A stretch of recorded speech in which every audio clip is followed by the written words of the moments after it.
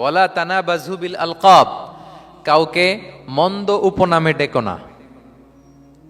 মন্দ উপনামে ডেকো না মানে কাউকে একটা বিশেষ নাম দিও না, তার নামটা সুন্দরভাবে ডাকো। নাম বিকৃতি করা কবিরা গুনাহ। নাম আপনি বলুন, হুজুর এটা একটা কথা হইলো, নাম বিকৃতি করছি তো কি হয়েছে? এটা আপনার কাছে সমস্যা নাই। ধরেন যে ওই লোকের নাম আব্দুল্লাহ, আপনার কাছে আব্দুল্লাহ এটা সিম্পল, ধুর আব্দুল্লাহ একটা কিছু হইলো। কিন্তু যার নাম আব্দুল্লাহ তার কাছে এটা অনেক দামি। তার কাছে কি? কারণ এটা তার পরিচয় বহন করে। ধরেন যে আমার নাম কি মিজান, আপনার কাছে মনে হয় আরে মিজান একটা নাম হইলো, তা আমার কাছে তো এটা অনেক গুরুত্বপূর্ণ, কারণ এটা আমার পরিচয় বহন করে।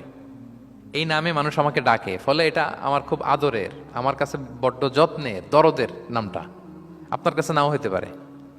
মানুষ প্রত্যেকে তার নিজের নামকে খুব পছন্দ করে। দেখবেন যে মানুষ কাগজ পেলে নিজের নামটা লেখে, সিগনেচার দেয় একটা, দেখবেন দেয়।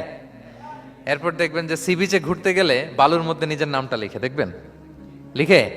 শুধু তাই না, লিখে আবার একটা লাভ আঁকে, লাভ চার থেকে আঁকে। কেন আঁকে? কারণ এই নামটা সে পছন্দ করে অনেক, এটা তার কাছে গুরুত্বপূর্ণ, আপনার কাছে নাও হতে পারে। এই জন্য প্রত্যেকের নামটা তার কাছে খুব আদরের যত্নের। তার নামটা আপনি সুন্দরভাবে বলবেন।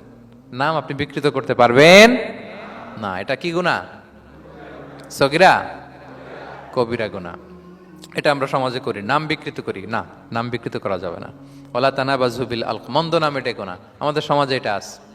দেখবেন যে বাবা মা সুন্দর নাম রেখেছে আবু বকর, ওকে ডাকে বকইরা। আছে না এরকম? তারপর নাম রেখেছে ধরেন আব্দুল কুদ্দুস, ওকে ডাকে।